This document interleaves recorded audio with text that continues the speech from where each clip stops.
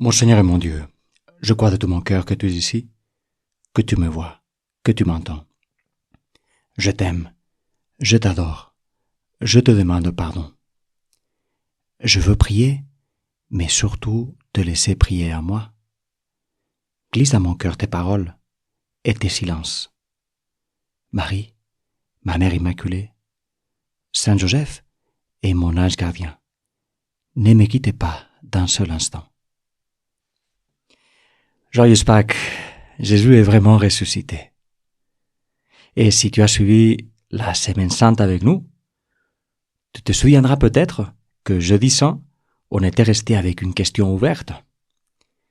Jésus était sorti du cénacle sans avoir pris la quatrième coupe du repas pascal, la coupe de la louange. Quand et où est-ce qu'il allait la prendre? Eh bien, sur la croix. Jésus, tu allais prendre la coupe de la louange sur la croix. Mais en fait, c'est pas du tout évident que ça soit une coupe de louange que tu as bu. Parce que sur la croix, tout ce qu'on t'a vu boire, c'est du vinaigre que tu as aspiré d'une éponge pendue d'une canne. Pas de coupe.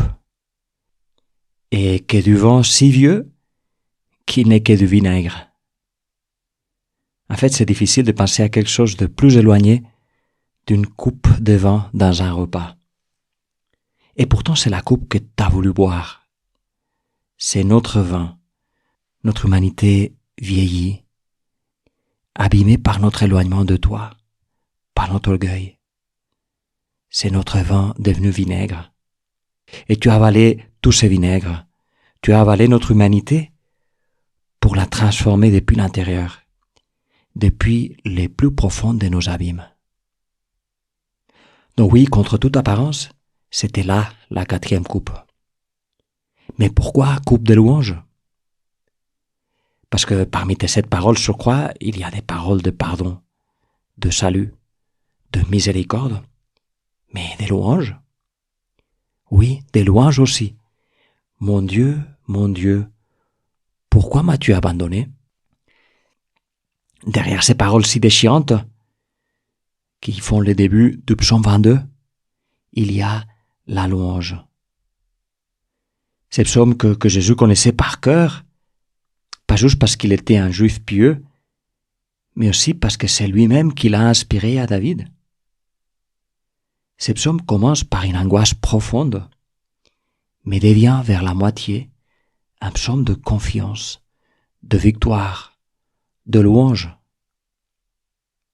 Essaie de le lire d'affilée, si tu ne l'as jamais fait. Les psaumes nous mènent depuis la croix vers la résurrection.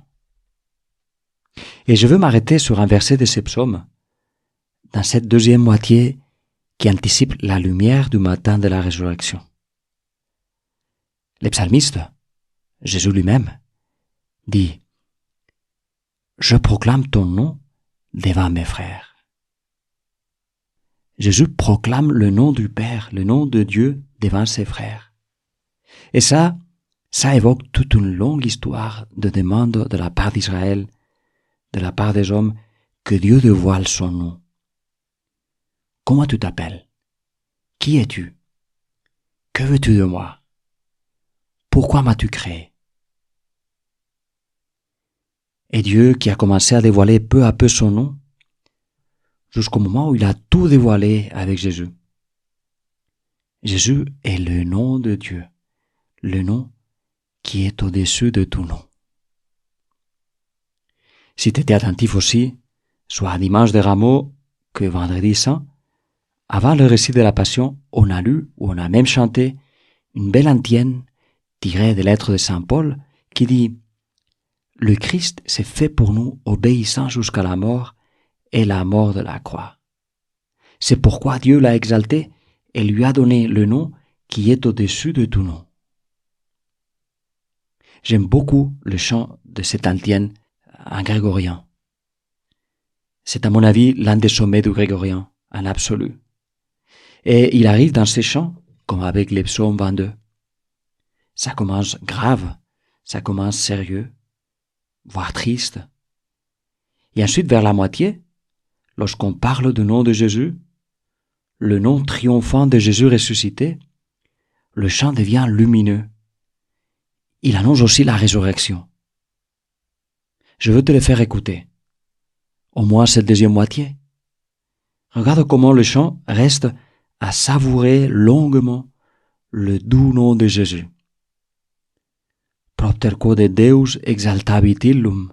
C'est pourquoi Dieu l'a exalté. Et dedit illi nomen codes super omne nomen. Et il lui a donné le nom qui est au-dessus de tout nom.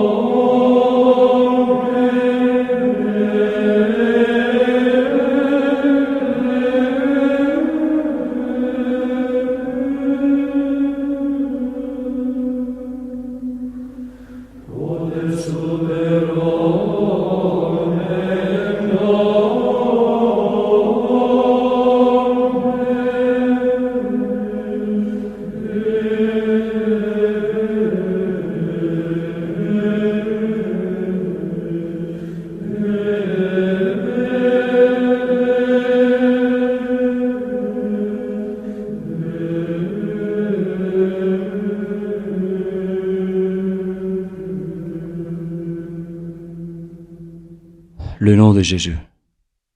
Dans les Actes des Apôtres, tu sais, dans ce 5e évangile, aussi appelé l'évangile de l'Esprit Saint, parce que l'Esprit Saint y est partout. Dans les Actes des Apôtres, que nous parcourons ce jour de Pâques, il est question très souvent du nom de Jésus. Je te le dis là comme clé de lecture. Tu verras, ça apparaît beaucoup. Ça apparaît environ 40 fois. En fait, ça dépend de comment on compte, si on inclut une expression ou une autre, mais en fait, à peu près, ça fait 40. Et on peut deviner l'intention de Saint Luc, on peut deviner son intention avec les 40. Parce que dans la Bible, dire 40, c'est comme aujourd'hui, dire infini, incalculable, grandiose. Ça rejoint ce que disait Saint Jean de la Croix. Le Père n'avait qu'une parole à nous dire, n'avait qu'un nom à nous donner, et il nous l'a tout dit, avec son Fils, avec le nom de Jésus. Dans le nom de Jésus, il y a tout. Et à preuve que le nom de Jésus apparaît partout dans les Actes des Apôtres, il est question notamment aujourd'hui. Les anciens et les scribes sont désespérés, ils ne savent plus quoi faire pour arrêter l'expansion de la foi chrétienne. Ils croyaient avoir tout étouffé en te clouant sur la croix, Jésus. Et par contre, sur la croix, ça n'a fait que commencer. Et donc, nous dit Saint Luc, ils interdirent formellement à Jean et à Pierre de parler ou d'enseigner au nom de Jésus. J'aime beaucoup la réponse de Pierre et de Jean. Est-il juste devant Dieu de vous écouter plutôt que d'écouter Dieu? À vous de juger. Quant à nous, il nous est impossible de nous taire sur ce que nous avons vu et entendu. Eh oui, ils ne peuvent que parler de Jésus. Ils ne peuvent que parler de ces noms dans lesquels il y a tout. Ces noms dans lesquels nous pouvons nous perdre pour nous rencontrer. Oui, le Père a tout dit avec le nom de Jésus. Tout a été dit et tout reste à dire. Tout reste à écouter. Le nom de Jésus peut remplir toute une vie de prière. Jésus, Fils de Dieu, prends pitié de moi. Et lorsque tu dis à tes apôtres, Jésus, et tu nous le dis à nous, à chaque chrétien et à chaque chrétienne, parce que chacun de nous est un apôtre, lorsque tu nous dis, allez dans le monde entier, proclamer l'évangile à toute la création, eh bien, l'évangile, la bonne nouvelle, c'est ça. C'est le nom de Jésus.